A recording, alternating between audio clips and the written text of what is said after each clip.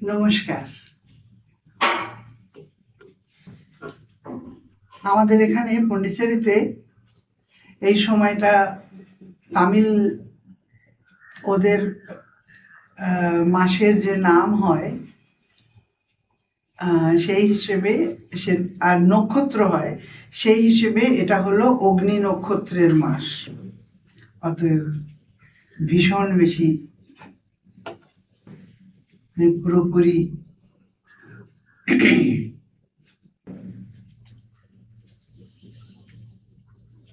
রবীন্দ্রনাথের সে গান মনে পড়ে না, দারুণ অগ্নিবাণে রে। তাই আর কি। অন্য জায়গায় শুনছি বৃষ্টি হবে, বৃষ্টি পড়ছে, আমাদের এখানে ঝড় না, কালবৈশাখী না, কিচ্ছু না। তা আমি এখন এলো তো ওরা আমাকে বলছে যে আপনি একটুখানি পরে কথা বলবেন। আমি কেন? বলছে আপনি খুব ঘামছেন। তাই আমি বললাম এতে ঘাম আসে কি? বলছে না না, আপনি একটুখানি মুখ টুক মুছে একটু। আমি বললাম এত তো সেজে গুজে এসছি রে, দুল টুল পরে সব। বলছে না না, আপনি আর একটুখানি। সে বেশ মজার ব্যাপার। আচ্ছা, তাহলে আমরা ধ্যানের চর্চা করছিলাম নয় কি? আজ হলো ধ্যান পর্যায়ের চর্চার শেষ ভাগটা, দ্বিতীয় ভাগ আর কি।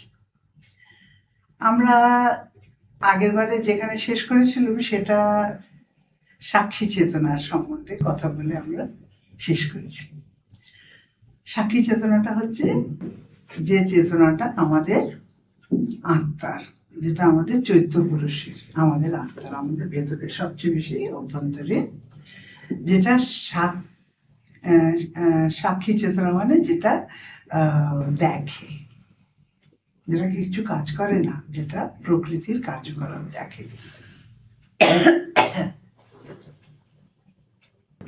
এখন কথা হচ্ছে যে এই সাক্ষী চেতনা কিভাবে অর্জন করা যায়। সেটা তো অর্জন করতেই হবে আমাদের, নয় কি? সেই জন্যে নিজেকে সাক্ষী চেতনার মাধ্যমে আমাদের নিজেদেরকে দেখতে হবে, তারপরে নিজেদেরকে বিচার করতে হবে যে আমরা সবকিছু ঠিক করছি না করছি, আমাদের চেতনাটা কোন দিকে যাচ্ছে, ঊর্ধ্ব দিকে না নিম্ন দিকে, এটাকে আমরা ধরে রাখতে পারছি কিনা। ধ্যানের কথা যেহেতু আমরা বলছি, সেই জন্য মনকে স্থির করাটা তো একবারই প্রয়োজন। সেই জন্য এর আগে আমি বলেছি, যতক্ষণ না আমরা আমাদের চেতনাকে দুই ভাগে বিভক্ত করতে পারবো, ততক্ষণ আমরা বাইরের এবং ভেতরের চেতনার সঙ্গে একীভূত থাকবো, পরিচিত থাকবো, আইডেন্টিফাইড ইংরেজিতে যেটাকে বলে।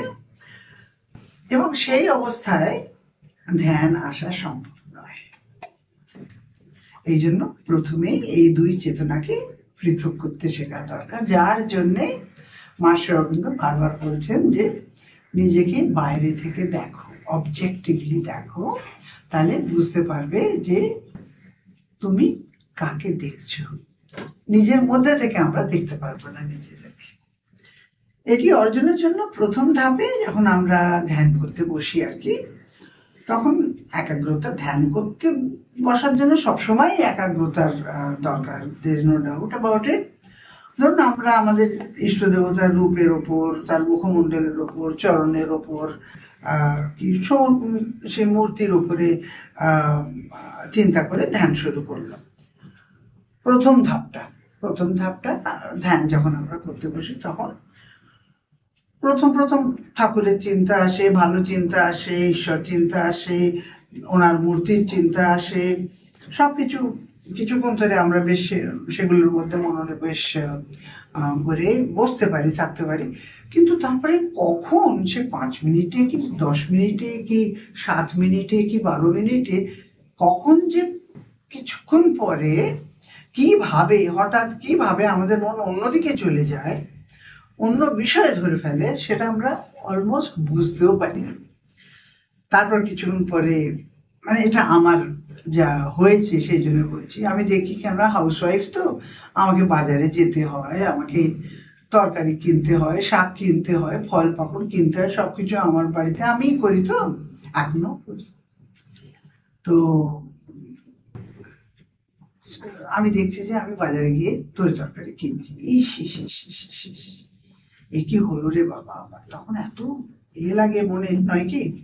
এখানে আমি ধ্যান করতে বসলাম আর অন্য চিন্তায় মনটা এমন ব্যস্ত হয়ে পড়লো, তার ভীষণ কষ্ট হয় যে এত মনস্থির করে ধ্যান করতে বসলাম অথচ মনটা কেন অত দূরে চলে গেল। এটি আমাদের বেশিরভাগ সবার ক্ষেত্রেই হয় আমরা যখন প্রারম্ভে ধ্যান করতে বসি। তবে দ্বিতীয় স্তরে আমরা একটু বেশি সিরিয়াস হয়ে যাই এবং একাগ্রতা আরো বেশি করে বজায় রাখবার চেষ্টা করি, আবার বসি, আবার প্রচেষ্টা চালাই। যদি প্রথম দিকে পুরোপুরি বোঝা যায় না, তবু মনকে শাসনের চেষ্টা আমরা নিশ্চয়ই করে চালিয়ে যাই। আমাদের এই দুরন্ত চঞ্চল মনকে কিভাবে নিয়ন্ত্রণে আনা যায় সেটা শেখার জন্য আমরা খুবই তৎপর হয়ে চেষ্টা করি। দ্বিতীয় স্তরে আমরা যদিও দীর্ঘক্ষণ একাগ্র থাকতে পারি না, সেটা অত তাড়াতাড়ি হয় না, সেটা হয়ে উঠতে সময় লাগে। তবু একটা নির্দিষ্ট চিন্তার ওপর মনকে একটুখানি কেন্দ্রীভূত করে রাখতে আমরা পারি, যেহেতু আমরা চেষ্টা করি। অন্তত তখন আমরা ভাবি একটি চিন্তা, যেমন আমি আমার প্রভুর চিন্তা করছি, রাইট, সেটি যেন আমি না ছাড়ি, সে যাই হোক, সে যেমন করেই হোক, আমি যেন সেটাকে না ছাড়ি, তার যেন আশেপাশেই থাকে, আমি যেন তার থেকে বেশি দূরে না যাই। যেমন প্রথমবারে একবার বাজারে চলে গেছিলাম তরি তরকারি কিনতে, যেন ভগবান এইটা আমার নাম। এটা যদিও কোনো অবনতি নয়, আমি সে কথা বলছি না, এটা আমাদের সকলের সঙ্গেই ঘটে। তবে ধ্যান করতে গেলে দেখা যায় এটা স্পেসিফিক্যালি ধ্যান করতে গেলে দেখা যায় আমরা নানা রকম অদ্ভুত চিন্তা করতে থাকি। কোথা থেকে আমার মনকে দখল করে নিচ্ছে, কি দখল করে নিচ্ছে, নানা রকম চিন্তা। আশ্চর্য, যতক্ষণ ধ্যানটা করতে বসিনি ততক্ষণ বরঞ্চ আরেকটু নিয়ন্ত্রণে ছিলাম। এটা অ্যাটলিস্ট আমার অনেকবার হয়েছে, অন্যরাও বলেছে তাদের, যখন আমি ছোট ছিলাম তখনকার কথা বলছি। এই জন্য দ্বিতীয় স্তরে আমাদের সংকল্প করতে হয় যে আমরা যেন মূল চিন্তার উপর স্থির থাকি। এটা কিন্তু নিজেকে খুব সবলভাবে বলতে হয় আর কি। সামান্য এদিক চিন্তা আসতে পারে, কিন্তু যেন খুব দূরে না সরে যায়। ধরুন আমি ভাবছি শ্রীকৃষ্ণের কথা, নাকি যতক্ষণ পারছি তার সম্পর্কেই ভাবছি, না এরপর হয়তো একটুখানি সরে গেল, ভাবতে লাগলাম গোপিকারা কেমন করে শ্রীকৃষ্ণের জন্য ব্যাকুল হয়ে প্রার্থনা করে, কখন তিনি আমাদের কাছে আসবেন, কখন আমাদের সঙ্গে রাসলীলা করবেন, নাচবেন ভগবান। তারপর একটু হয়তো আরেকটু অন্যদিকে চলে গেল, যে কোনো মন্দিরে শ্রীকৃষ্ণের সেই সুন্দর মূর্তি দেখছি, কোনো মন্দিরে রাধাকৃষ্ণের সঙ্গে দেখছি দাঁড়িয়ে বাঁশি বাজাচ্ছেন, কোনো মন্দিরে একা, যাই হোক একটা মাঝে মাঝে অন্যান্য চিন্তাও আসে। কিন্তু এমন নয় যে কেবল শ্রীকৃষ্ণ সম্বন্ধেই চিন্তা করছি, কিন্তু এখন আগের চেয়ে অনেকটা বেশি একটা সন্তুলন এসছে, একটা ব্যালেন্স এসছে এবং সচেতনতাটা বেড়েছে এবং আমরা দ্রুত নিজেকে সামলে নিতে পারছি, আমরা মূল চিন্তায় ফিরে যেতে পারছি। এটা পুরোপুরি ধারাবাহিক চিন্তা না হলেও অন্তত অতটা নিয়ন্ত্রণহীনও নয় এই পর্যায়টা। আমরা এখন চিন্তার স্রোত পুরোপুরি নিয়ন্ত্রণ না করতে পারলেও, এদিক ওদিক চলে গেলেও তার ব্যবধানটা, সময়কালটা কমে আসছে আর কি। প্রথম স্তরে যখন চিন্তা বিচ্ছিন্ন হচ্ছিল তখন আমরা বুঝতেই পারছিলাম না কখন মূল বিষয় থেকে সরে গেল। এখন একটু তাড়াতাড়ি বুঝতে পারি, আমরা নিজেরাই কিন্তু এগুলো বিচার করতে পারি যখন আমরা ধ্যান নিয়মিতভাবে করতে শুরু করি আর কি। তো চিন্তার বিচ্যুতি হলেও দ্রুত নিজেকে ফেরাতে পারছি, ফাঁক ফোকর কমতে শুরু করেছে, চিন্তার গ্যাপ কমতে শুরু করেছে। আমরা যে বিষয়টার উপর মনে মনে স্থির করেছি তার উপর কিছুক্ষণ ধরে আমরা একাগ্র হয়ে থাকতে পারছি, সমর্থ হয়েছি। এখন এরপরে হলো তৃতীয় স্তর। তৃতীয় স্তর দুটি পর্যায়ের পরে তৃতীয় স্তরটা একটু গুরুতর, যেখানে নিজেকে আরো বেশি করে সংযত রাখতে হয়, একাগ্র হতে হয়। আমি আরেকবার করে ধ্যানের পদ্ধতির অনুশীলনটি বলি। যতক্ষণ না আমরা নিজেদেরকে অন্ততপক্ষে সংযত করে নীরব থেকে অন্তর্দৃষ্টি অর্জনের চেষ্টা করি, ততক্ষণ ধ্যান সফল হয় না। এর জন্য সুনির্দিষ্ট পথ তৈরি করতে হয়, আমাদের নিজেদেরই সেই পথটা তৈরি করতে হয়, এবং এটি অভ্যেসের দ্বারাই সম্ভব। তবে মা যেমন বলেন যে এসব তারাই করতে পারে যারা এটা শিখতে চায়, করতে চায়, যাদের আগ্রহ, খুব তীব্র আগ্রহ আছে এদিকে, তারাই করতে পারে, এটা সকলের তো হয় না। তো আরেকটা জিনিস যেটা মা বলেছেন সেটা হচ্ছে আমাদের অত্যন্ত তীক্ষ্ণ দৃষ্টি থাকতে হবে আমাদের মস্তিষ্কে। এটা হলো চিন্তার ব্যাপার। চিন্তা আমাদের যে মাথার মধ্যে যে কোটি কোটি চিন্তা খালি খালি আসছে আমাদেরকে, যে মানে চিন্তা থেকে মুক্তি দেয় না, সেই চিন্তা সম্বন্ধে আজকে আমি কিছু কথা বলবো। কোন চিন্তাটি কখন ঢুকছে তার সামান্যতম অভ্যেস পেলেই সঙ্গে সঙ্গে সেটিকে চিনতে হয় আমাদেরকে, এবং চিনে তাকে মাথায় যেন না ঢোকে দূর করতে হয়।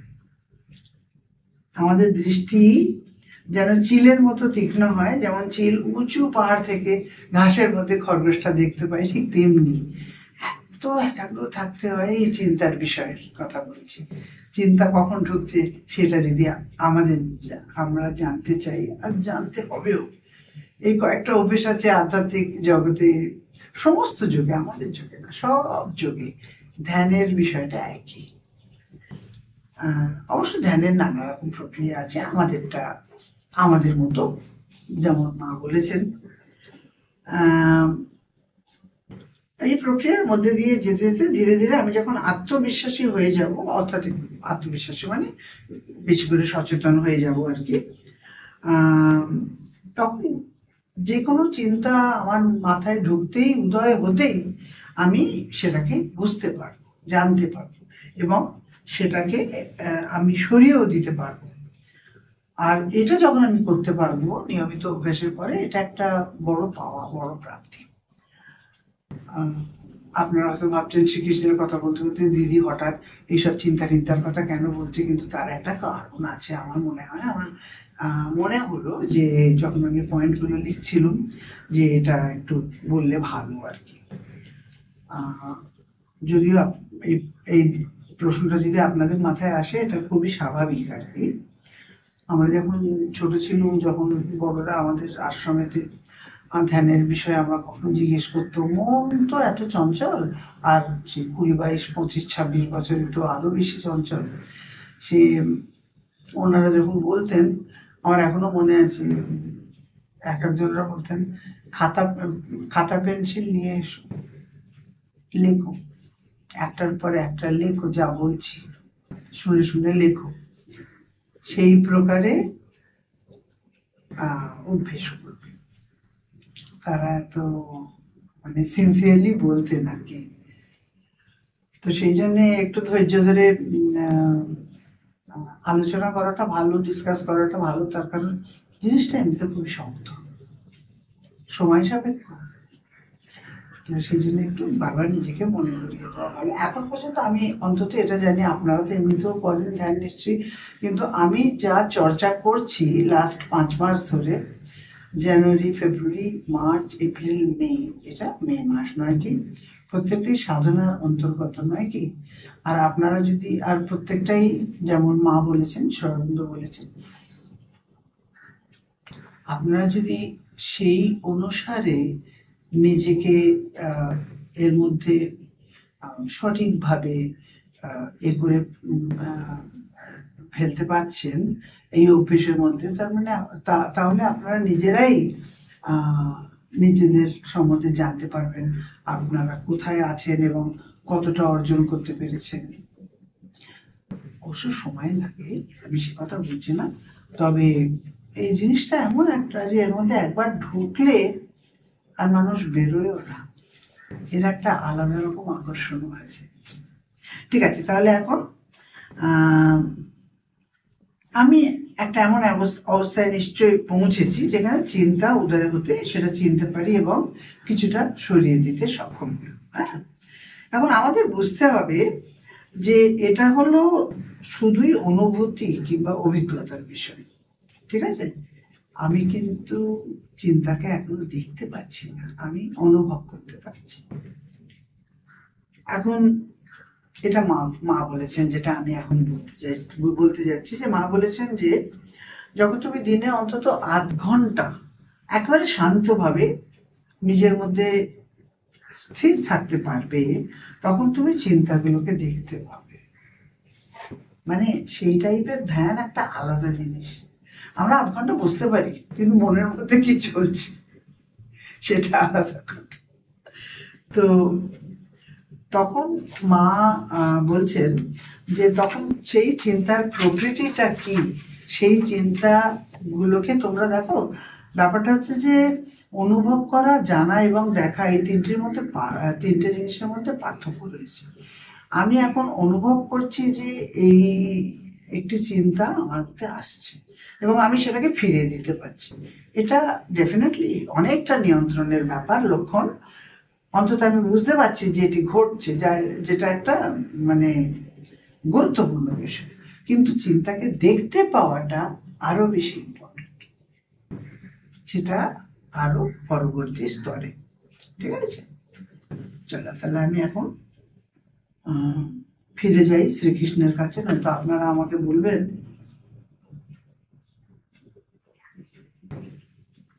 যে আমি ঠিক তেমনি তরি তরকারির বাজারে আবার করে ভ্রমণে বেরোলুম। তো এবার আমি শ্রীকৃষ্ণকে যখন দেখছি, শ্রীকৃষ্ণের প্রতি আমার সম্পূর্ণ মনোযোগ মানে নিবিষ্ট করে দেখছি আর কি। কিন্তু আমি দেখতে পাচ্ছি, বুঝতে পারছি চিন্তাগুলো প্রবেশ করছে।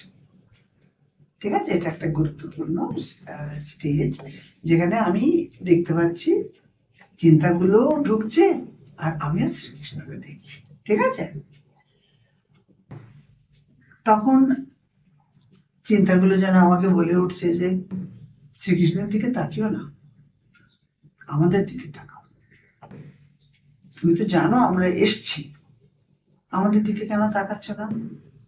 কিন্তু তখন আমি ভাবি এই স্টেজটাতে যে আমি কতক্ষণ হাতে লাঠি নিয়ে এই চিন্তাকে তাড়াবো আর ঢোকাবো, তার প্রকৃতি জানবো, ভালো চিন্তা হলে ঢুকতে অনুমতি দেবো, খারাপ চিন্তা হলে দূরে সরে এইটা করবো, না ধ্যানে বসে শ্রীকৃষ্ণের মুখ দেখবো, মায়ের মুখ দেখবো, মায়ের চরণ দেখবো, মায়ের হাসি দেখবো। দেখবোটা কি? আমি সেই জন্য, সেটাই তো আমার গন্তব্যস্থল, ঈশ্বরের কাছে যাওয়া, ঠাকুরের সান্নিধ্য পাওয়া। আমি কতক্ষণ এই চিন্তা নিয়ে বসে থাকবো বলো তো? ঠিক আছে, চিন্তাটা তাড়ানো দরকার, কিন্তু এইটাও একটা স্টেজ। তো তখন মা বলেন যে চিন্তাগুলো বারবার ঘুরতে থাকে, এবং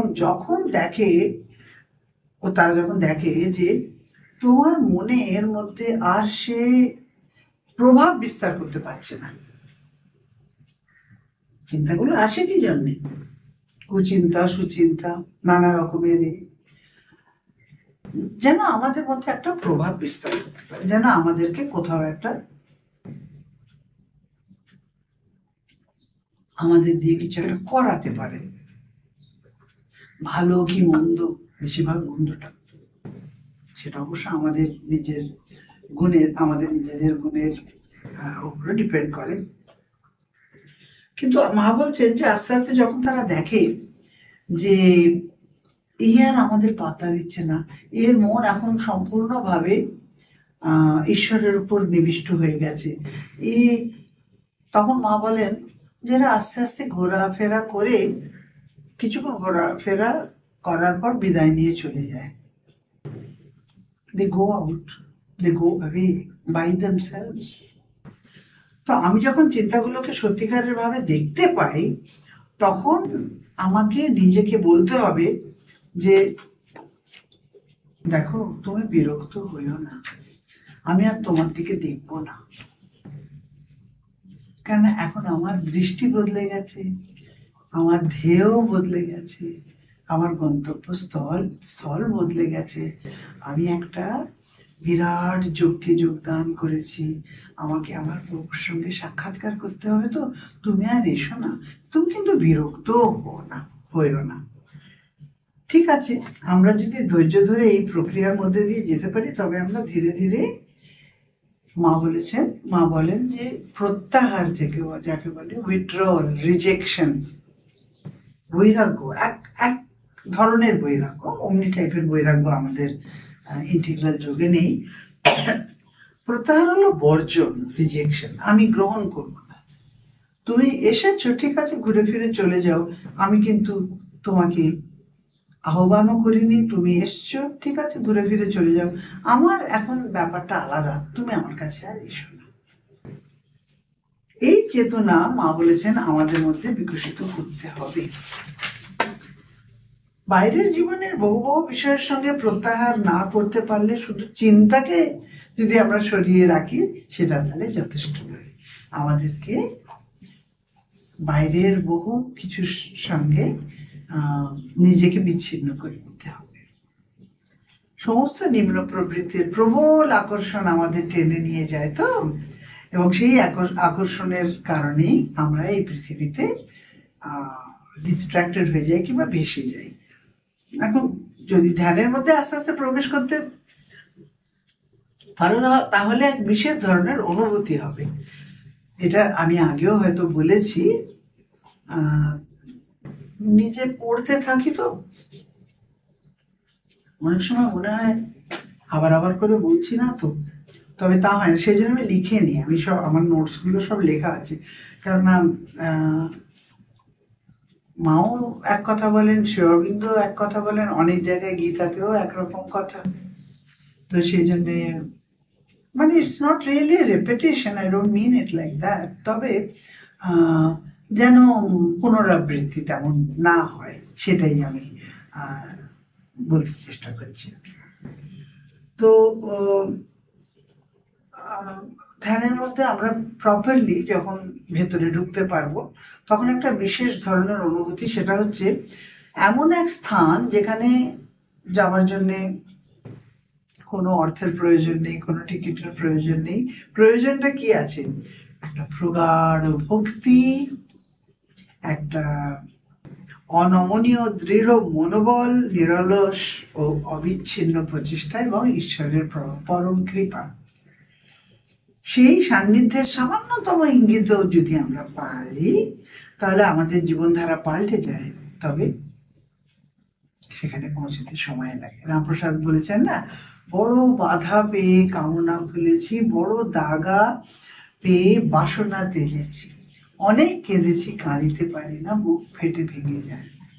এই কথাগুলো অক্ষরে অক্ষরে সত্য। এই অনুভূতি একমাত্র তারাই বুঝতে পারবেন যারা এর মধ্যে প্রবেশ করেছে। এখন আমি যে চর্চা করছি সেটা ধ্যানের পদ্ধতির বিষয় নয় কি, কিন্তু ধ্যানের পদ্ধতি যেটা স্পেসিফিক্যালি মা শ্রী অরবিন্দ বলেছেন এবং আমাদের স্বামী বিবেকানন্দ বলেছেন। ধ্যানের অনেক, আমি একবার জোগাড় করেছিলাম একটা সেমিনার মতো ওয়ার্কশপ করেছিলাম। বলা হয়েছিল যে দিদি আমরা একটু ধ্যানের সম্বন্ধে জানতে চাই, ধ্যানটা না হলে তো হয় না।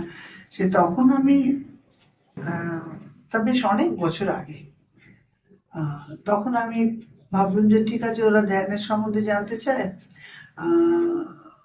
নানা রকম ধ্যানের প্রক্রিয়া সম্বন্ধে আলোচনা করবো বলে আমি সে অনেক বই পড়ে অনেক প্রত্যেকটা যোগের আলাদা আলাদা পদ্ধতিতে হয় তো সেগুলো জোগাড় করে লিখে সে অনেক বড় ফাইল টাইল বানিয়ে সবকিছু করেছিল। তারপরে দেখলো যে ইটস ভেরি কনফিউজিং।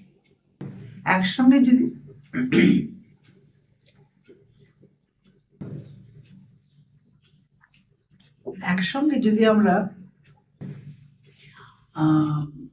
8-10 রকম ধ্যানের পদ্ধতি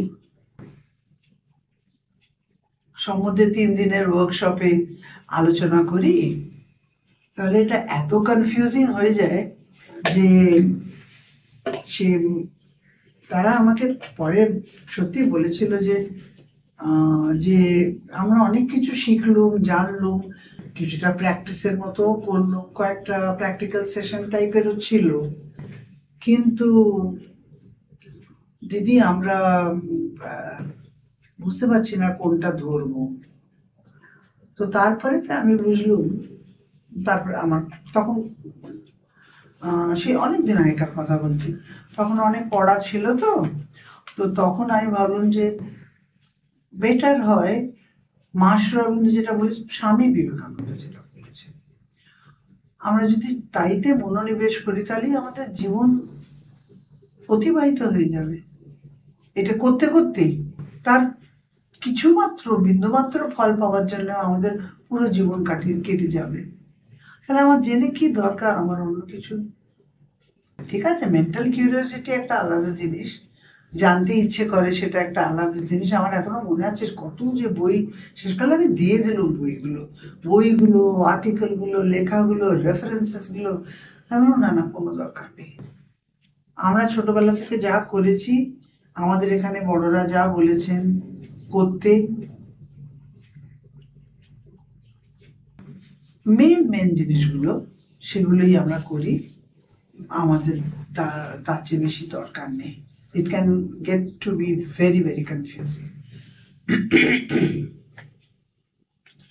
তো সেই জন্যে বলছি যে শ্রী অরবিন্দের এবং স্বামী বিবেকানন্দের শিক্ষার কিছু অংশ আমি আপনাদের কাছে নিবেদন করছি, তার চেয়ে বেশি কিছু নয়। এবং ঠিক মতো যদি দেখি, এই বয়সে এসে আমি যে বলছি সেই 22 বছর 23 বছর বয়স, আর এখন 80 বছর হব, একটা জীবনযাপন, একটা কাল দেখলুম তো, 50-60 বছর। এখন আমি নিশ্চিত রূপে বলতে পারি যে ওনারা আমাদের এখানে যে বড় বড় সাধু মহাত্মা ছিলেন, তারা যেটা বলতেন সেটা কিন্তু সত্যিকারের শর্টেস্ট পদ্ধতি এবং মোস্ট এফেক্টিভ, মোস্ট ফলপ্রদ পদ্ধতি ওনারা আমাদের যেটা বলতেন আর কি, যেটা আমি এখানে চর্চা করছি। যেটা তো একটা জায়গায় পড়েছিল, মনে পড়ছে, যেখানে বলা হয় যে ধ্যানের অভ্যেস করতে করতে একসময় আমাদের মন এমন এক অবস্থায় পৌঁছয় যেখানে আমরা আমাদের চিন্তাগুলোর উপর সম্পূর্ণ নিয়ন্ত্রণ লাভ করে, যার সম্বন্ধে আমি কথা বলেছি। আমরা শুধুমাত্র সেই চিন্তাটাই করব যেটা আমি করতে চাই। এটা একটা খুব বিরাট ব্যাপার। এলোমেলো চিন্তার তখন কোনো রকম স্থান আমাদের মধ্যে থাকে না। তখন নাকি আমাদের মধ্যে, তখন ঈশ্বর যে রিক্ত স্থানটার কথা বলেছেন, যখন আমাদের উপর আমাদের ভেতরে চিন্তার পুরো কন্ট্রোলটা এসে যায়, তখন আমাদের মধ্যে এই রিক্ত স্থানটা কিংবা একটা শূন্য স্থানে, ব্ল্যাঙ্ক স্পেস যেটাকে উনি বলছেন, সেটা সেই অবস্থার সৃষ্টি হয়। শ্রী অরবিন্দ বলছেন যে এ ট্রু ভিজিল্যান্ট স্পেস,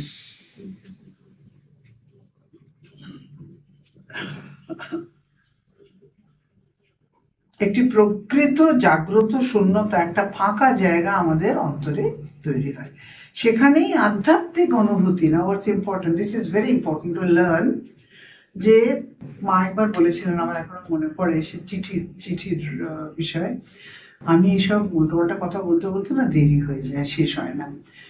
মা বলেছিলেন একজনকে আমাদের এখানে, যে সে বললো মাকে যে মা, আমি এত কষ্ট করে এই দুর্গুণটা আমার মধ্যে থেকে, ভাইটাল থেকে বের করলাম, সে আবার এসে আমার, আমি কত কষ্ট করে এটাকে বের করলুম, আর আমার তখন আমার মনে হলো যেন আমি বেশ একটা প্রকৃত রূপে বিজয় প্রাপ্ত করেছি।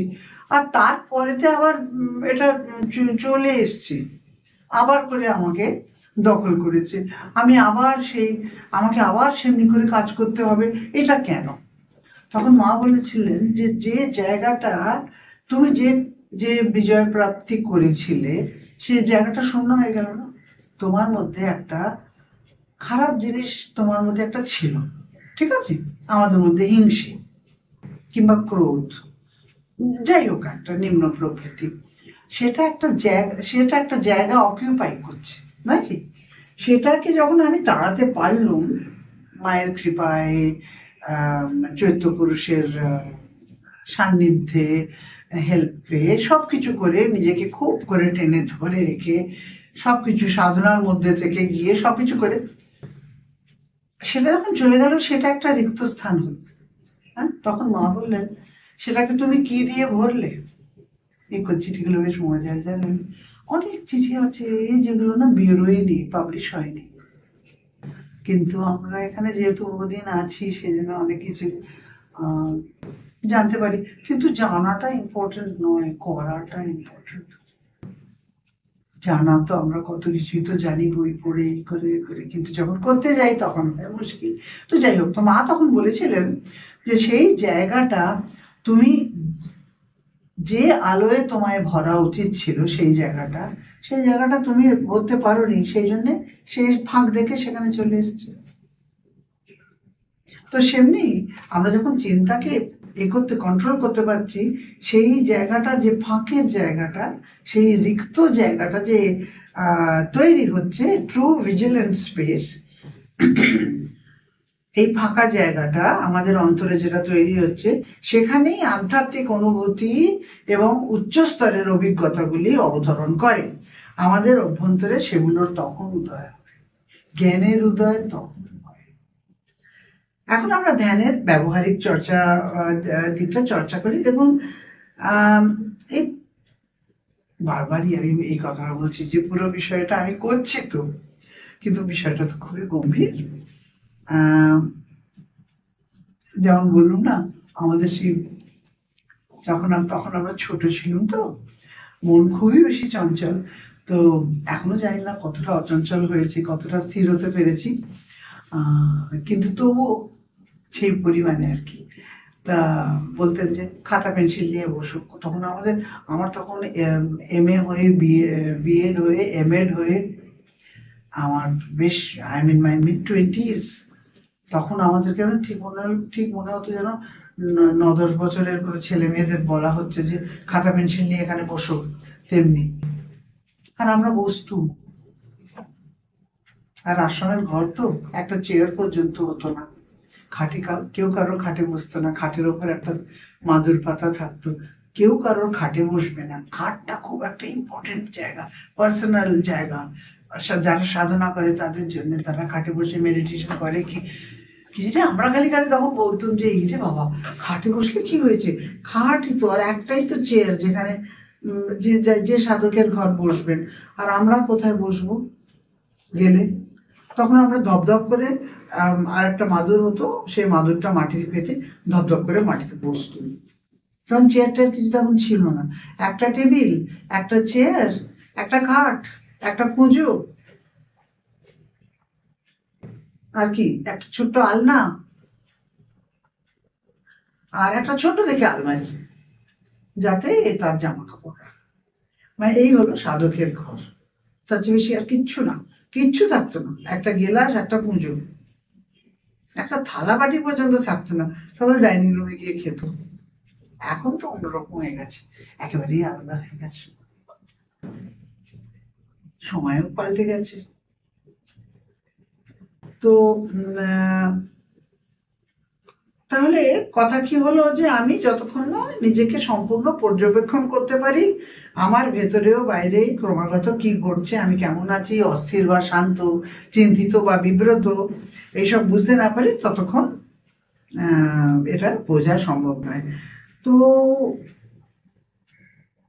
আশা করি আমরা এখন বুঝতে পেরেছি সাবজেক্টিভ এবং অবজেক্টিভ এক্সপিরিয়েন্সটা কি হয়। বৈয়ক্তিক এবং বাংলায় যেটা বলে নির্বৈয়ক্তিক, ইংরেজিতে ব্যক্তিগত কিংবা বাইরে থেকে দেখাটা হলো অবজেক্টিভ। যখন আমরা এই পার্থক্যটা বুঝতে পারবো, তখন দেখব যে একটা হলো প্রকৃতির কার্যকলাপ, যা আমরা মন, প্রাণ ও শরীরের দ্বারা সম্পন্ন করছি, যাকে ইংরেজিতে বলে দি এক্সিকিউটিভ পার্ট। আর অন্যটি হলো সাক্ষী চেতনা, অবজার্ভিং পার্ট, যেটা আত্মা দেখছি। ঠিক আছে?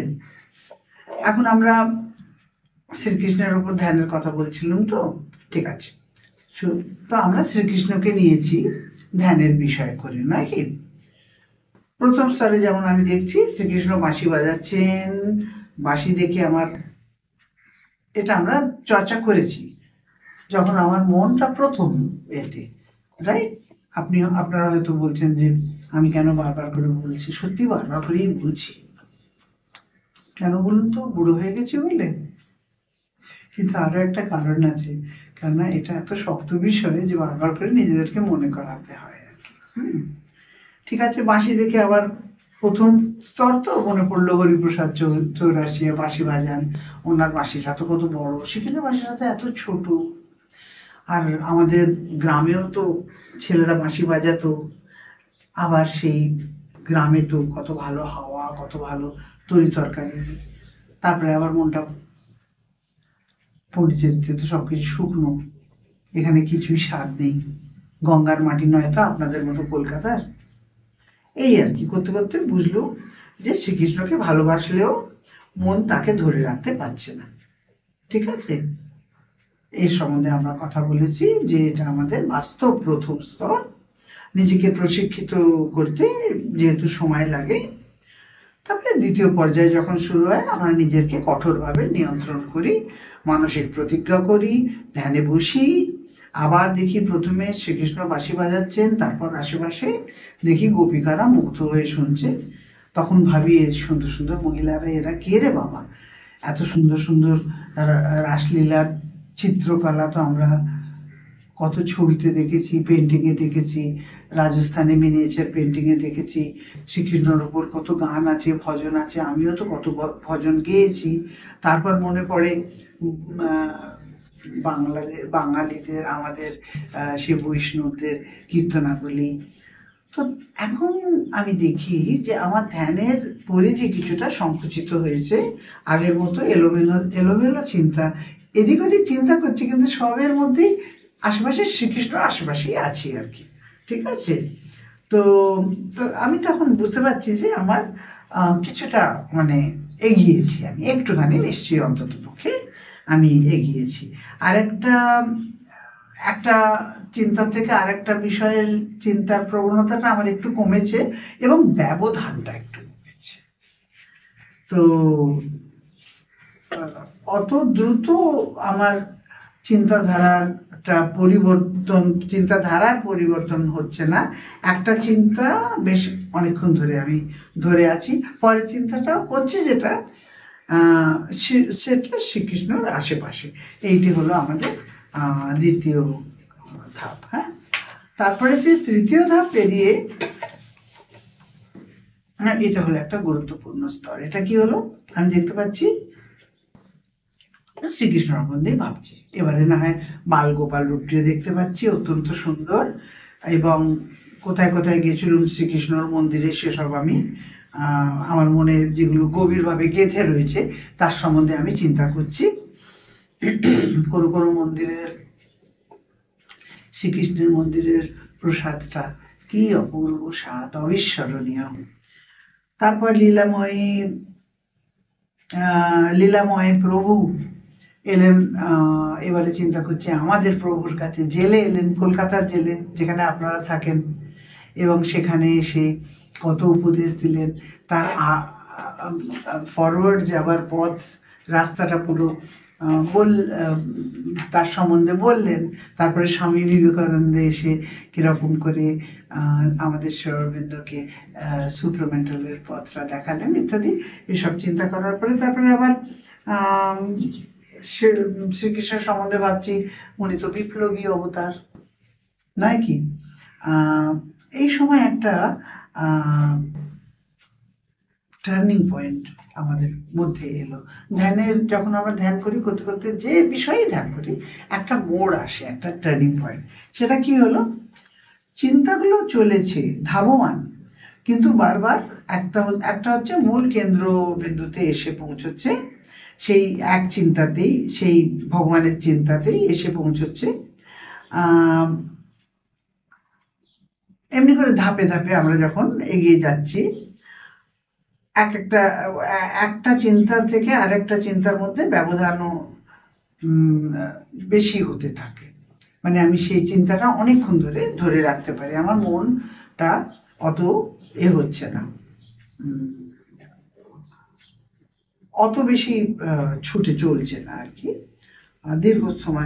দীর্ঘ সময় পর্যন্ত আমি একটা চিন্তার উপর স্থির থাকতে পারছি, অস্থিরভাবে দৌড়চ্ছে না, মনটা অনেকটা ধীর স্থির হয়ে গেছে। এরপর আমি দেখতে পাই আমার পরম ইষ্টদেব শ্রীকৃষ্ণকে গীতার যুদ্ধে যেমন মহাভারতে ধর্মরাজ্যের কিরম করে স্থাপনা করেছেন, এবং আস্তে আস্তে আমি দেখছি এই স্তরে এসে প্রত্যেকটা চিন্তার মধ্যে প্রভু যেন একবারে মূর্তমান, একবারে জাজল্যমান, প্রত্যেকটা চিন্তার মধ্যে আমি ওনাকে দর্শন করতে পারছি, প্রভুর দর্শনটা যেন ফুটে উঠছে, এবং আমি রীতিমতো ধ্যানে এখন নিজেকে মগ্ন করতে পেরেছি।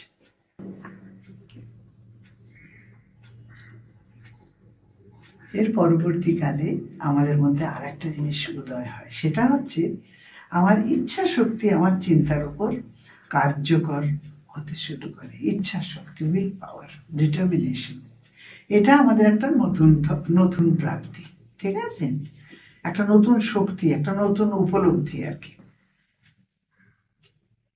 তো আমি যেমন আগে বলেছিলাম না, যখন আমরা প্রপারলি কনসেন্ট্রেট করতে পারি তখন আমাদের মধ্যে একটা শূন্য স্থানের, রিক্ত স্থানের সৃষ্টি হয়। সেই শূন্যতার ভিতর দিয়ে নানা রকম আধ্যাত্মিক অভিজ্ঞতা প্রবেশ করে আমাদের মধ্যে। এই শক্তিগুলো আমাদের এই পথে আরো এগিয়ে নিয়ে যায়। এই স্তরে পৌঁছবার পর আমি শ্রীকৃষ্ণের মধুর হাসি দেখতে পাই, তার স্বর্ণ মুকুটের রত্নের আভা দেখতে পাই, আমি তার ময়ূর পাখা দেখতে পাই, আমি তার পীতাম্বরের কারেক্ট রংটা দেখতে পাই। এগুলো না আমরা ধারণা করতে পারি না, অ্যাকচুয়ালি আমি বলছি এই জন্যে যে পড়েছি বলে বলতে পারছি, কিন্তু এই স্তরে আমরা যতক্ষণ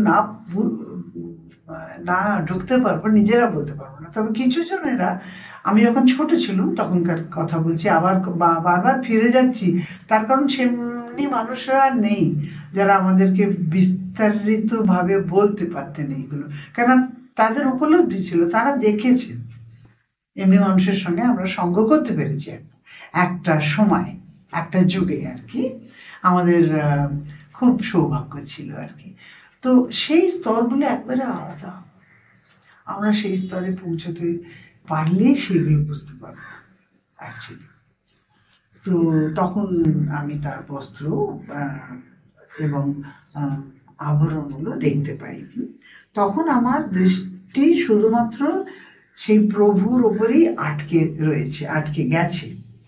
এটা হলো একটা সম্পূর্ণ ফোকাস, একেবারে একাগ্র চিত্ত ধ্যান, যাকে বলে তৈল ধারাবদ্ধ, অর্থাৎ নিরবিচ্ছিন্ন অবিচল ধ্যান। ইংরেজিতে এখন এই জায়গাটা বলতে ইংরেজিতে পড়ি, তারপরে বাংলায় বলি, নয় কি, যে all strings come together at the centre. এখন মন প্রাণ দেহ সবকিছু এক হয়ে গেছে শ্রীকৃষ্ণের মধ্যে।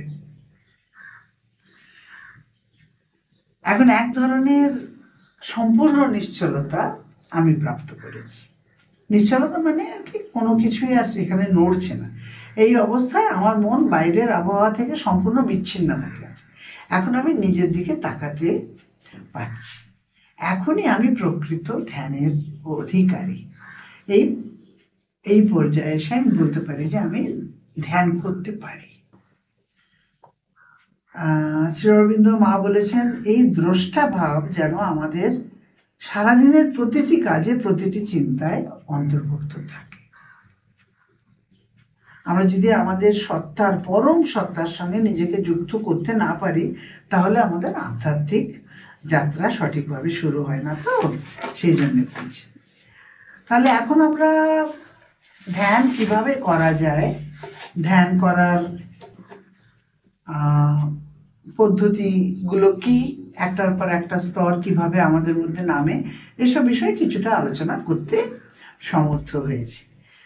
এটা একটা অত্যন্ত সূক্ষ্ম প্রক্রিয়া, নিজেকে শান্ত রেখে, মনকে শান্ত রেখে ধীরে ধীরে এক একটি ধাপ অতিক্রম করে আমাদের ভেতরের জগতে আমাদের ঢুকতে হয়। আর একটা গুরুত্বপূর্ণ বিষয় বারবার মনে করিয়ে দেওয়া দরকার, নিজেকে বারবার মনে করিয়ে দিতে হয় যে আমরা দ্রষ্টা, আমরা আমাদের সাক্ষী চেতনা দিয়ে নিজেদেরকে আমরা যেন দেখতে পারি। দ্রষ্টা আমাদের হতে হবে এমনভাবে যাতে আমরা নিজেদেরকে দেখতে পারি।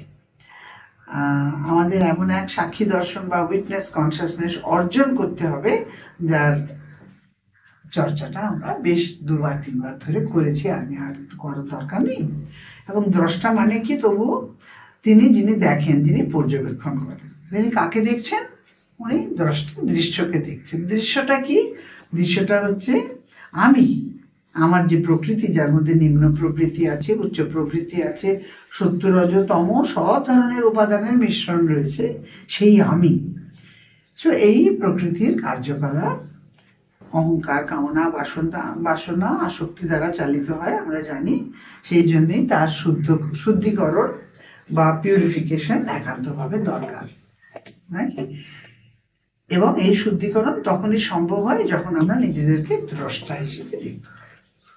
অর্থাৎ যা কিছু আমার প্রকৃতির মধ্যে অনবরত ঘটছে, যা চলমান, তাকে আমরা দৃশ্য বলে আর কি বলছি। আর তখন আমার চেতনা হয়ে দাঁড়ায় দ্রষ্টা, এবং রাদার অন্তরের সাক্ষীর চেতনা, উইটনেস কনসিয়াসনেস। তো এবার আমি আর একটা জিনিস অবজার্ভ করবো, যেটা আর একটা জিনিসের সম্বন্ধে কথা বলে শেষ করবো কিছুক্ষণ। এটা আমার বলা উচিত, কেননা ধ্যানের বিষয় এটাই আমাদের লাস্ট আলোচনা, তো সেই জন্যে।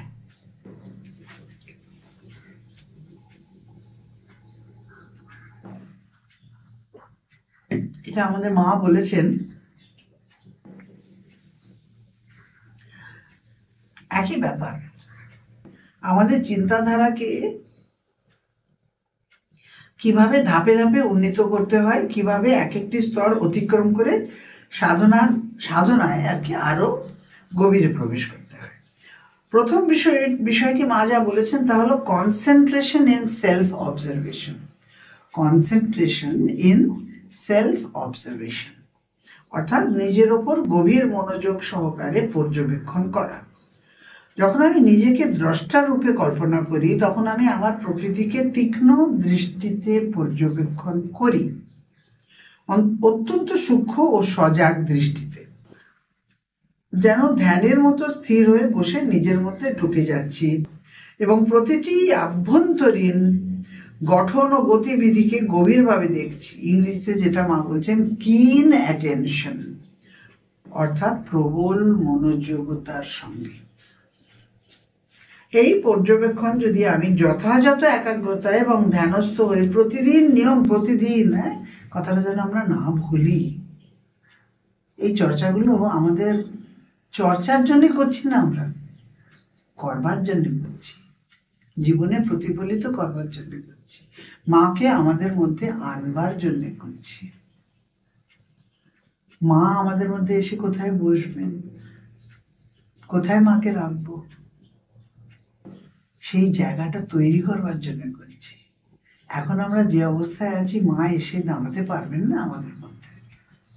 সেই জায়গাটা ধুয়ে মুছে পরিষ্কার করবার জন্যে, মায়ের আসন তৈরি করবার জন্যে এই সবগুলো আমরা আলোচনা করছি। আর আলোচনাটা একটা জিনিস, আর করতে পারাটা একটা জিনিস। করতে পারতেই হবে, তাছাড়া কোনো উপায় নেই।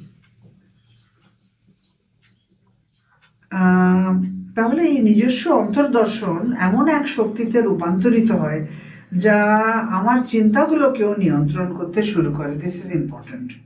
তখন আমি এমন এক দৃষ্টিভঙ্গি লাভ করি যেটা সেই চিন্তাগুলোর দিকে এতটাই গভীরভাবে তাকাতে শেখায় যে চিন্তাগুলো নিজেই আর সহজে প্রবেশ করে না। Very important.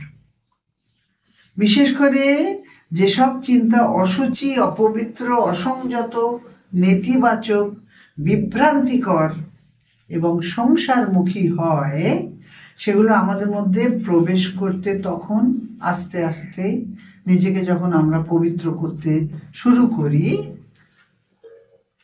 তখন তারা নিজেরাই আমাদের মধ্যে ঢুকতে ইতস্তত করে। মা বলছেন এটা, কারণ তখন আমি তাদের স্বরূপটা জেনে গেছি। সেই চিন্তাগুলো তখন আমাদের মধ্যে প্রবেশ করতে ভয় পাই। তার মানে বুঝে দেখুন আমরা তখন নিজেদেরকে কতটা সাধনার মধ্যে ঢুক করতে পেরেছি। পরবর্তী স্তরটা মা বলছেন কনসেন্ট্রেশন এন্ড উইটনেস ডিট্যাচমেন্ট, অর্থাৎ চেতনার সাক্ষী রূপে নিজেকে দৃশ্যের থেকে বিযুক্ত করে বের করে একাগ্রতা স্থাপন করা। এটা শুনে হয়তো মনে হতে পারে আগেরটারই মতো, কিন্তু না, সূক্ষ্ম সাদৃশ্য আছে, কিন্তু সূক্ষ্ম পার্থক্য আছে। মা এটাকে এক্সারসাইজ বা মানসিক ব্যায়াম বলে বলেছেন। যেমন আমরা শরীরের ব্যায়াম করি না, শরীর চর্চার জন্য, তেমনি এটা হলো মানসিক ব্যায়াম। আমাদের বুঝতে হবে যে এই লক্ষ লক্ষ চিন্তা প্রতিনিয়ত আমাদের মনে যে প্রবেশ করছে এবং আবার চলে যাচ্ছে, সেই সঙ্গে হৃদয়ের আবেগ, অনুভূতি, ইমোশনস, এইসব, এটা খুব ইম্পর্টেন্ট, এইসব সবকিছু বাইরে থেকে আসছে। এটা আমাদের ভেতরের প্রোডাকশন নয়। Production is from outside, it's coming within us. আমরা তাকে ঢুকতে, প্রবেশ করতে অনুমতি দিচ্ছি বলে আসছে। আমাদের ভেতরে তাদের জন্য আসন পেতে বসে আছি আমরা। তাদের খাওয়া দাওয়া, জল খাবার থেকে, ডিনার থেকে, শরবত থেকে সব কিছু দিয়ে যাচ্ছি, যার জন্যে তারা বারবার আমাদের মধ্যে আসতে পারছে। ঠিক আছে? তো মা বলছেন এইসব তোমাদের জানতে হবে যে এটা তোমাদের নয়, এগুলো সব বাইরে থেকে আসছে, বাহ্যিক জগৎ থেকে প্রবেশ করছে। এগুলো আমার নিজস্ব চিন্তা একেবারেই নয়, আমার তৈরি আবেগ ও আমার পরিকল্পনা, আমার আইডিয়া কিচ্ছু নয়। এরা সব বাইরের জগতের, এরা বিদেশি, স্বদেশী নয়। মা বলছেন যে তুমি এভাবে, এরা তোমার মধ্যে ঢুকে ঘুরে বেড়াচ্ছে যেমন পাখিরা আকাশে ঘুরে। যখন তুমি এইটে মনে করতে পারবে, যখন তুমি ওদের আর চা, কফি, শরবত দেবে না, don't get influenced by them, try to understand their exact character and nature. একবার তাদের স্বভাব, অরিজিনাল স্বভাবটা যখন জানতে পারবে, যে তারা তোমার মধ্যে ঢুকে তোমাকে ধ্বংস করবার জন্য তোমার মধ্যে ঢুকছে, তখন তুমি তাদের দ্বারা আসো। পট করে তো আমরা নিজেদেরকে সংযত করতে পারি না, তো তারা এসে ঘোরাফেরা করে চলে যাবে। কিন্তু তুমি যখন এটা বুঝতে পারবে যে they don't belong to you, এটা তোমার মধ্যে ঢুকছে, এটা তোমার জিনিস নয়, এটা একটা বিরাট অনুভূতি, বিরাট জিনিস। আমরা ভাবি আমরা করছি, আমাদের প্ল্যান, ওরে এবারে উটি গরমের ছুটি তো উটি চলো, কোডাই ক্যানাল চলো। নাথিং ইজ আওয়ার্স, নাথিং, একেবারে। তো তখন মা বলছেন যে তুমি তোমার প্রথম স্তরটা অতিক্রমণ করেছো যখন তুমি বুঝতে পারবে।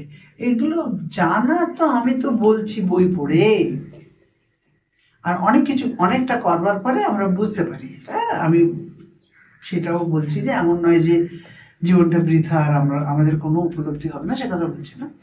তবে কথাটা হচ্ছে যে যখন আমরা এই স্তরে পৌঁছবো তখন আমরা এটা বুঝতে পারবো। তবে আমাদের চর্চাগুলো করা ইম্পর্টেন্ট, বিকজ আমরা তাহলে অন্তত পক্ষে জানতে তো পারি। আমাদের একটা কি বলে থিওরিটিক্যাল নলেজ, থিওরিটিক বই পড়ে যে জ্ঞানগুলো হয় সেটাও তো হচ্ছে, সেটা তো হোক। আমরা গীতা কেন পড়ি?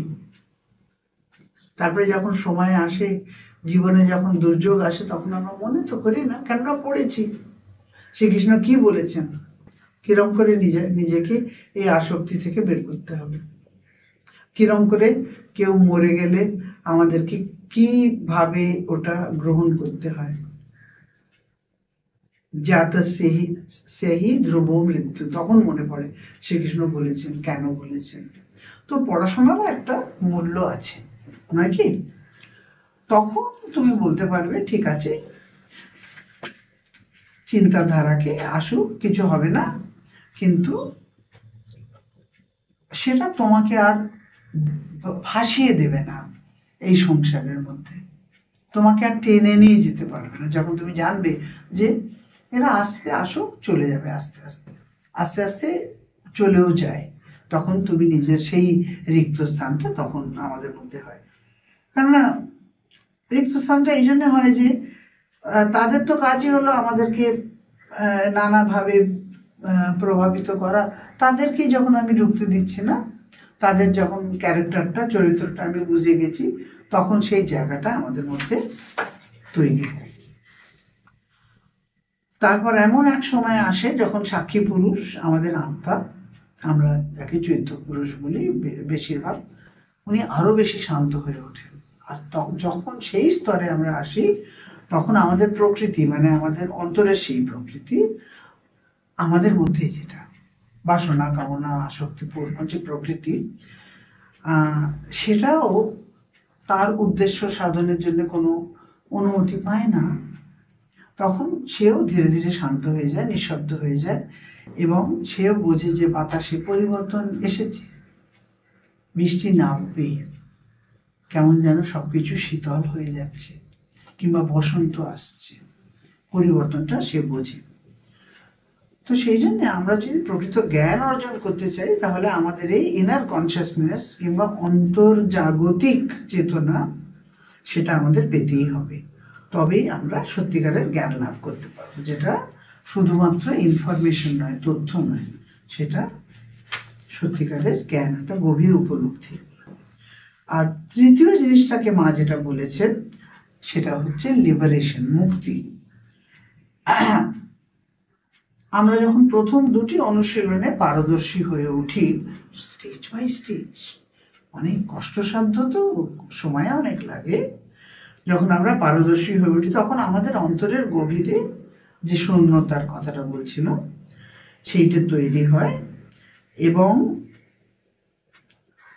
এই গভীর, সতর্ক, নিঃশব্দ, উদ্দেশ্যহীন স্থান, যেখানে কোনো চিন্তা, অনুভূতি কিংবা বাহ্যিক বস্তু প্রবেশ করতে পারে না, সেই স্থান এতটাই স্বাধীন এবং শক্তিশালী যে সেখানে প্রকৃত রূপে আধ্যাত্মিক জ্ঞানের উদয় হয়। না, এই অভিজ্ঞতাটা মা বলেছেন এত স্পষ্ট, যেটা যেমন কালো ব্ল্যাকবোর্ডের ওপরে সাদা চক দিয়ে লিখলে সেটা যেমন স্পষ্ট হয়, ঠিক তেমনি দৃশ্যমান। এবং সেই মুহূর্তে সাধক উপলব্ধি করতে পারেন যে কারো হাত ধরে যেন তিনি এক স্তর থেকে আরেক স্তরে এগিয়ে চলেছেন, এবং সেই হাত ধরে কে আছেন, গাইড, সেইটা হলেন আমাদের চৈত্য পুরুষ, যিনি আমাদেরকে অলমোস্ট বলছেন যে আমি তোমাকে বাইরের জগতে এইসব উপলব্ধি দিতে অক্ষম। সেই জন্যে তোমাকে ভেতরে আসতেই হবে, যেখানে শান্তি, জ্ঞান, ধৈর্য এবং পরম ভক্তি বিরাজ করে। তুমি একবার সেখানে পা রাখো, আমি তোমায় সব কিছু দেবো। সেখানে পা রাখবার জন্যে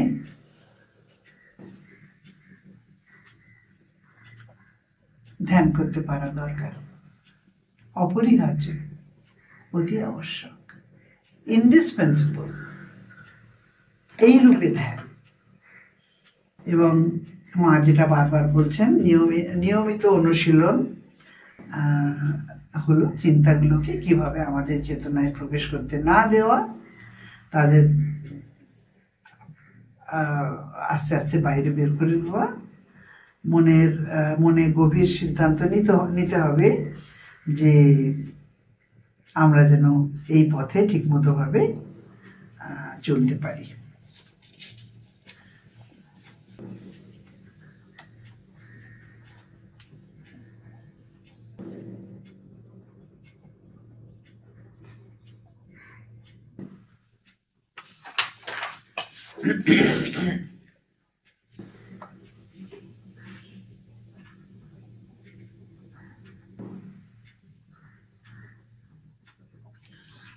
একটা জায়গায় লেখা রয়েছে, শ্রীমা খুব স্পষ্টভাবে বলছেন যে এই অনুশীলনগুলো আমাদের প্রতিদিন করতে হবে, একদিনও বাদ দিলে চলবে না। যেমন আমরা খাওয়া বাদ দিই না, ঠিক তেমনি বিশেষ করে ধ্যানে বসার সময় প্রাণ শক্তির উপর নিয়ন্ত্রণ, চিন্তাধারার উপর নিয়ন্ত্রণ রাখতে হবে।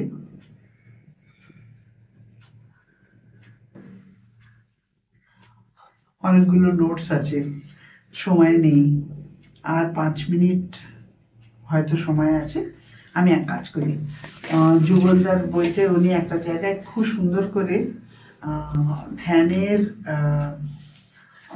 ইতিবাচক ফলাফল নিয়ে 10টা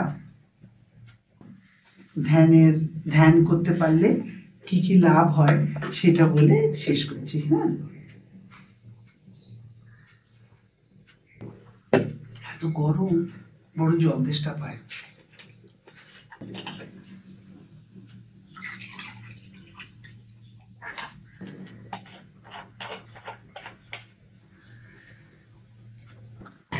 আরো অনেক নোটস রয়েছে, তবে বেসিকগুলো আমরা আলোচনা করেছি, আর ডিটেলে করবার দরকার নেই।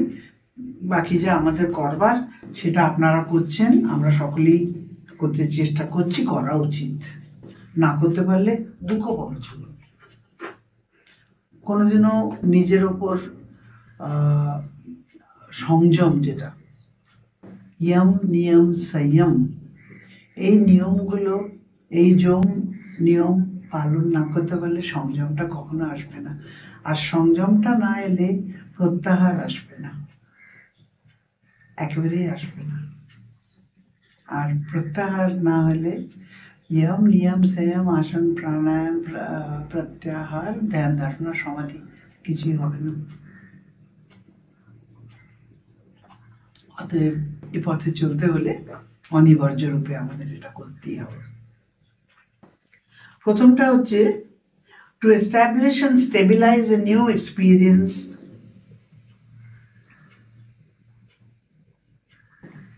in oneself.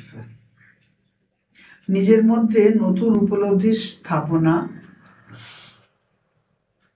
স্টেবিলাইজ এবং তা স্থায়ীভাবে ধারণ করা। To discover the hidden root of one's weakness and uproot them. নিজের দুর্বলতার গোপন মূল খুঁজে বার করা এবং তার উদ্ঘাটন করা, উচ্ছেদ করা, uproot them, উচ্ছেদ করা।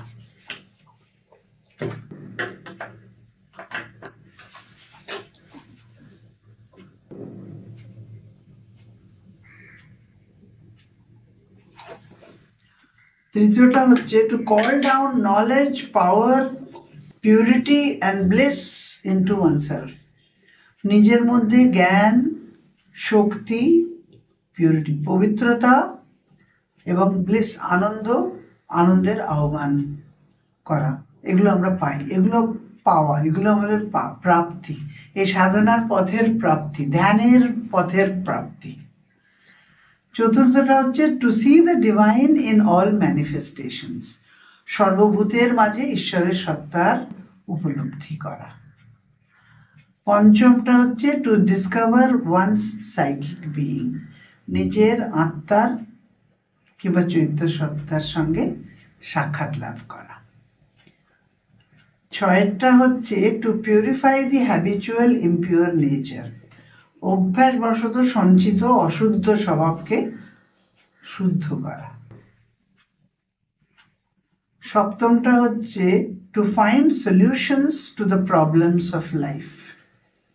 জীবনের জটিল সমস্যাগুলোর সঠিক সমাধান খুঁজে পাওয়া। তা অনেক লাভ রয়েছে, নয় কি? অষ্টমটা হচ্ছে to establish peace and silence in one's self. নিজের মধ্যে শান্তি ও নীরবতা, পিস অ্যান্ড সাইলেন্স প্রতিষ্ঠা করা। মানে এগুলো হয়, these are the results. To receive the grace of the divine, পরম ঈশ্বরের কৃপা লাভ করা। এবং দশেরটা হচ্ছে to eradicate physical elements and maladies. এই পর্যন্ত শারীরিক রোগ ব্যাধি থেকে মুক্তি লাভ করা, তাতেও এই সাধনার পথ আমাদের সাহায্য করে। তাহলে বলতেই হবে, এগুলো কি অসাধারণ প্রাপ্তি নয়, অসাধারণ ফলাফল নয়? বটেই বটে। যেন জীবনের সমস্ত ব্যাধি, দুশ্চিন্তা, নেগেটিভিটি, ব্যথা, আসক্তি, বাসনা ও অহংকার থেকে মুক্তি লাভের এই একমাত্র পথ। আর এর সবই সম্ভব যদি আমরা নিয়মিত প্র্যাকটিস করি, ধ্যানে মনোযোগ দিই এবং আমাদের চেতনা ও মনোভাবকে শুদ্ধ করে তুলি, যেমন করে আমাদের শ্রীমা আমাদের শিক্ষা দিয়েছেন, করতে বলেছেন, বারবার বলেছেন। যতই কোয়েশ্চেন আনসার পড়ি, খালি খালি মনে হয় উনি আমাদের আবার করে ঠেলে দিচ্ছেন। বাবা বাবা বাবা, কত বলেছেন। রামপ্রসাদের গানের মতো, অনেক কেঁদেছি কাঁদিতে পারি না। মা নিশ্চয়ই বলেন, অনেক বলেছি আর বলিতে পারি না, তবুও এরা শোনে না। আমাদেরও তাই অবস্থা, অনেক শুনেছি, শুনিতে পারি না। কেন যে আমরা করতে পারি না? মন এত বিক্ষিপ্ত আমাদের। ঠিক আছে, তাহলে এই হলো ধ্যানের বিষয়ের কথা, যেটা আমরা বললাম লাস্ট 2 টাইমসে বললাম।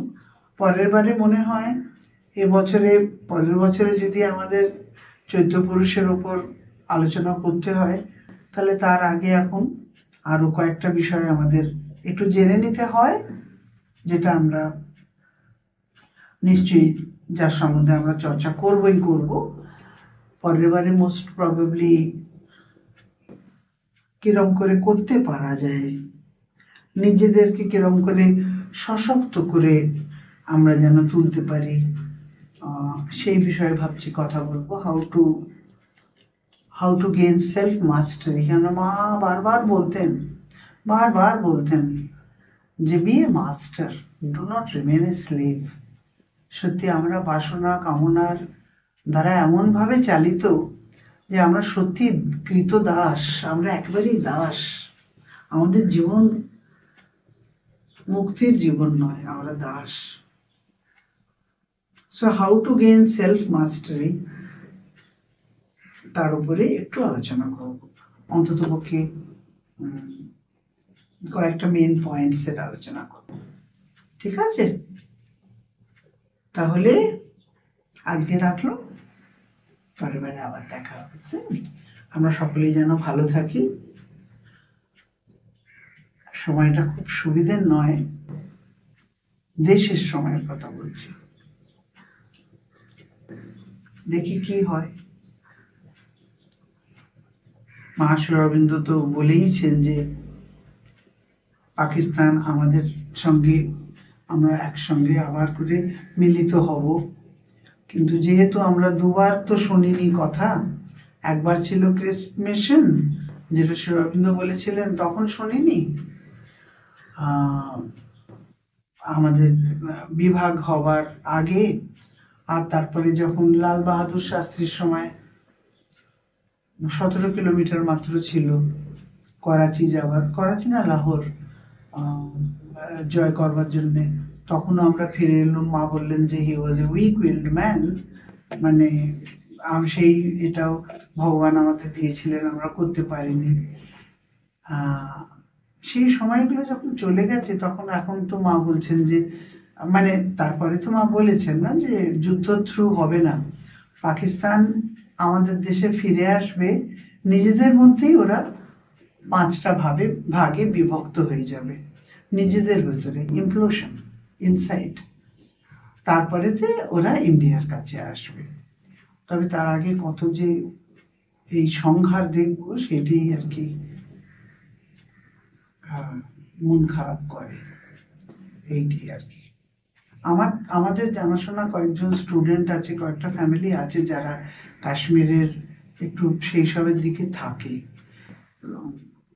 তারা যে কি সাংঘাতিক ভয়ভীত হয়ে থাকে, এত কষ্ট লাগে যে আমরা একবারে সাধারণ জীবন যাপন করছি, আনন্দে আছি, অথচ তারা কখন কি হবে সেটা ভীষণ মনে কষ্ট দেয়, খুবই কষ্ট দেয়। যার জন্য বলছিলাম যে দেশের সময় ভালো নয়, মাকে ধরে রাখতে হবে, সত্যকে ধরে রাখতে হবে, ভগবানকে ধরে রাখতে হবে, নয়তো আমাদের কোনো চারা নেই আর কি। সকলে মিলে প্রার্থনা করি যেন সবকিছু ঠিক মতো হয়, আমরা যেন ঠিক রাস্তায় চলতে পারি, ঠিক পথে চলতে পারি। এর চেয়ে বেশি আর আমরা কি করতে পারি। নমস্কার।